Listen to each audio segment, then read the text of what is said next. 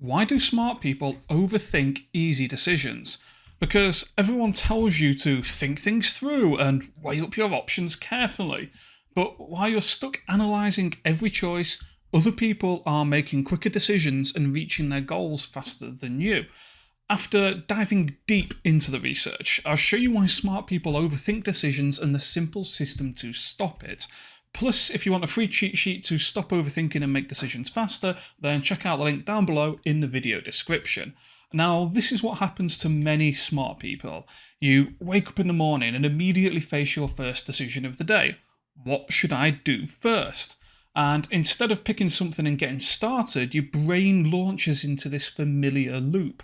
Should I start with emails or should I jump into that big project? But what if I'm not in the right headspace for deep work? Maybe I should check my calendar and to see what's coming up instead. Or maybe I should organise my desk first so I can think clearly. 10 minutes later, you're still sitting there deciding what to do first, and the day already feels heavy and overwhelming. And the worst part, you haven't even started working yet, but you're already mentally exhausted.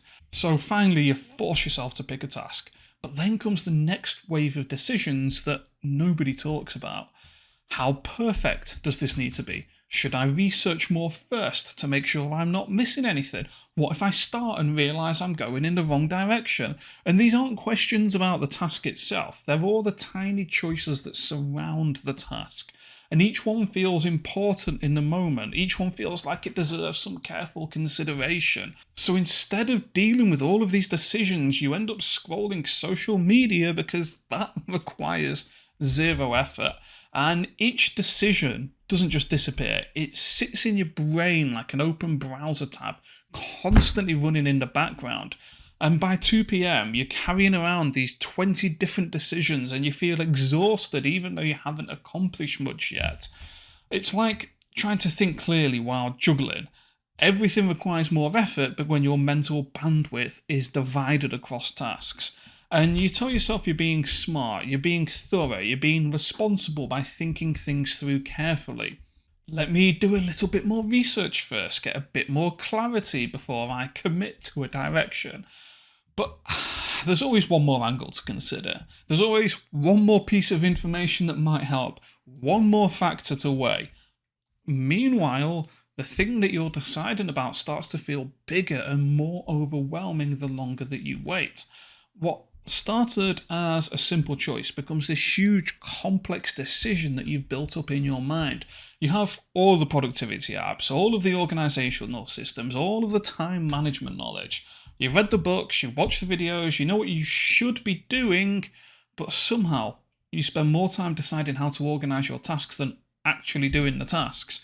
And the end of the day arrives and you realise you've spent most of your time thinking about work instead of actually doing work.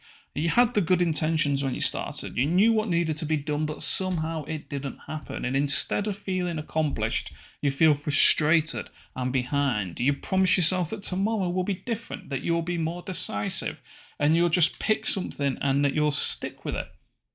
But you find yourself waking up the next morning and you find yourself in that exact same decision paralysis loop. But here's what nobody talks about. This isn't about being thorough, it's about being afraid. Afraid of making the wrong choice, afraid of wasting time. But you know what's actually wasting your time? It's this endless deliberation. So let me explain what's going on. This isn't actually about being lazy, it's not about having poor time management. The real culprit hiding underneath is decision paralysis. And most people don't even realise that they're stuck with it. Every single task you avoid requires dozens of micro decisions before you've even started. When to begin, which part to tackle first, how good it needs to be when you can call it done. And your brain gets overwhelmed by all of these choices, so it does what it feels easiest. It delays. This is why you can spend 20 minutes getting ready to start a 10-minute task. You're not procrastinating on the work itself, you're procrastinating on all of the decisions that become before the work. And you need to understand why this happens. We need to look at how our brain evolved. So for thousands of years, making a quick decision could literally get you killed. Rushing towards that rustling bus without thinking about it, That could be a predator.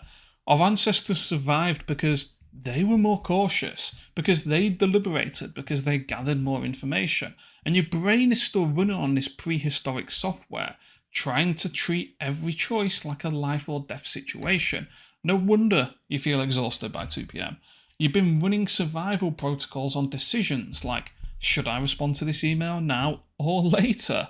And this mental energy you're burning through isn't from the work itself. It's from treating every tiny choice like it deserves a committee meeting. But speed, that creates faster outcomes. Fast decisions create momentum. Momentum creates action. Action creates results. Results create confidence. It's this positive feedback loop that starts with the simple act of choosing quickly. And you've probably heard all of the standard advice. Sleep on it, make a pros and cons list, gather all the facts first. And this advice isn't wrong, but it's designed for the major life decisions, not the hundreds of micro choices that you make every single day. So when you apply sleep on it to decisions like, what should I be working on first? You're using a nuclear weapon to swat a fly, and analysis paralysis loves to disguise itself as being thorough and responsible. Your brain tells you that I'm just being careful, I want to make the right choice. But what's really happening is that you're avoiding the discomfort of uncertainty. The information you're waiting for either doesn't exist, won't change your decision, or it'll cost you more in delayed action than the decision is worth. So every decision you delay doesn't just magically disappear, it creates a backlog that affects everything else in your life. When you don't deal with decisions as they come up, they pile up in your mental inbox.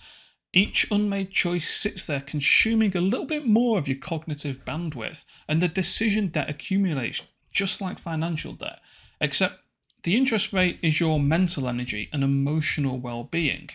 By the time you have 10 pending decisions floating around in your mind, you already feel overwhelmed before you can start your day.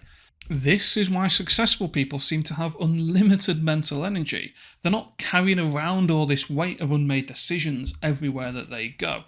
Fast decisions free up mental bandwidth for the things that actually matter: creativity, problem solving, and deep work. When you're not spending mental cycles thinking about, should I wear the blue shirt or the black shirt, you have more brain power available. You have more power for, how can I solve this complex problem? And I had a client who spent 3 weeks deciding what CRM to use. And in those 3 weeks, his competitor launched the same service and started capturing market share. Another person I know makes every decision in under 2 minutes, and last year she launched 3 successful projects whilst her peers were still researching. And this is because your intelligence creates a confidence paradox. The smarter you are, the more you're aware of what you don't know. And this awareness makes you second guess simple decisions. Someone with average intelligence might pick what to have for lunch without hesitation. But a smart person thinks, what about nutrition? What about cost? What about time? What about how this might affect my energy levels in the afternoon? And the irony is crushing. The very intelligence that helps you solve complex problems sabotages your ability to make choices quickly. When you overthink easy decisions, you're not being smart, you're misusing your intelligence. Smart decision making isn't about applying maximum analysis to every choice. It's about matching the right level of thinking to the right type of decisions. And this is what separates genuinely successful smart people from those who get trapped in their own analytical abilities. So let me show you how to fix it. And remember, I do have a free worksheet down below in the video description, and it has some extra questions in it that will help you to make decisions faster. So level 1. Before we can fix your decision making, we need to understand exactly where your mental energy is going. So for a few days, I want you to become a detective of your own decision patterns. Carry a small notebook or use your notes app on your phone. And every time you catch yourself about to make a decision, write it down. Don't judge it, don't try to change it, just observe and record. And write down what the decision is and roughly how much time you spent thinking about it. You'll be absolutely shocked at what you discover. Most people find that they're making 200 conscious decisions per day. But the real eye-opener comes when you notice which decisions are eating up most of your mental energy versus their actual importance. You might spend 5 minutes deciding which task to work on, but only spend 30 seconds deciding how to approach a complex problem once you start. And the goal of these days isn't to change anything, it's just to build awareness of your decision making patterns.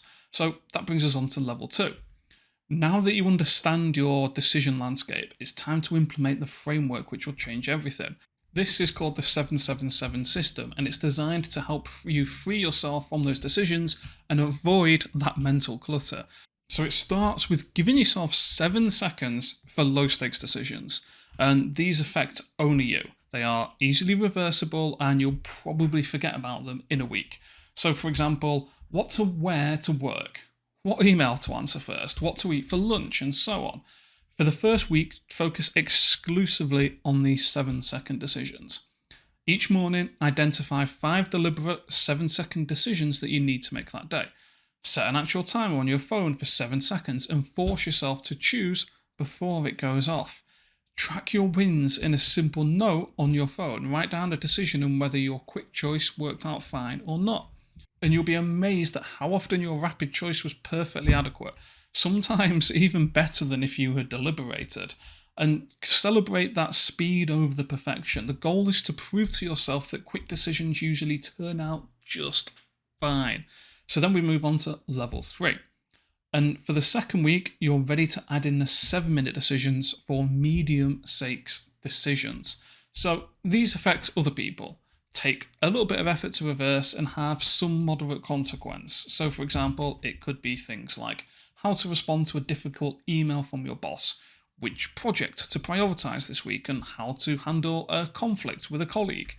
For example, in my own life, I had to make one of these decisions recently. When starting this channel, I had to decide, do I make videos that speak to a specific niche like business owners, or should I just talk about the pains that I can help people with? And I could have gone around in circles on this decision for weeks, but instead I applied this framework. So when you encounter a medium stakes decision, set a timer for 7 minutes and stick to this breakdown. Minutes 1 to 3, gather the essential information that you need. Not all of the information that exists, just what you need to make a reasonable choice. Minutes 4 to 5, quickly weigh the main pros and cons. Don't overthink it too much, just the obvious advantages and disadvantages. And in minutes 6 to 7, make the choice and take the first concrete action step immediately. Document your choice in writing so that you don't second guess yourself later on. And remember, the good enough standard. You're not aiming for perfect decision making, just a good decision made quickly. And then finally, level 4. So this is for the big decisions, because we look at those a little bit differently. So by now you'll be getting really comfortable with making quick decisions for the low and the medium stakes choices. This is where most people discover something shocking. Most decisions they thought were high stakes were actually medium stakes in disguise. True high stake decisions should be pretty rare, maybe once per month, if that. 7 days for high stake decisions. These have major life impacts, are expensive to reverse, and will affect your future significantly. For example, ending a significant relationship, making a major purchase like buying a house or starting a business. And to implement, follow these steps. Day 1 to 2, gather the information. Days 3 to 4, reflect and consult trusted advisors. Day 5 to 6, sit with your gut feeling. And then day 7, decide and commit. And your brain will resist this process at first, but that's completely normal. Just like your muscles get sore when you start exercising, decision making will feel uncomfortable initially. You might feel anxious about making the wrong choice, or guilty about not deliberating for longer. This discomfort is temporary, and it's a sign that you're building new neural pathways. Now that you understand why smart people overthink simple decisions, but have you wondered why some people never procrastinate and are able to work hard all day long? Watch this video next to learn how.